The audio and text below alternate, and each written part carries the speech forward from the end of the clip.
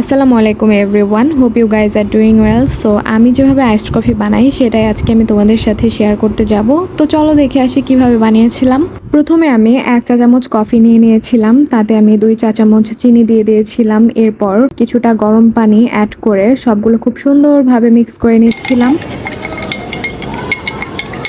Mix করা হয়ে গেলে আমি দিয়ে দিয়েছিলাম 2 টুকরো আইস, সামান্য কিছু চকলেট আর দুধ।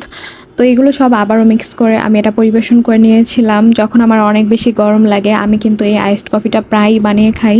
তোমরাও অবশ্যই ঘরে ট্রাই করে দেখবে আর আমাকে অবশ্যই কমেন্টে জানাবে কেমন হয়েছিল। যেহেতু আমার চ্যানেলটি নতুন, সো তোমরা অবশ্যই লাইক এবং সাবস্ক্রাইব করে পাশে থাকবে।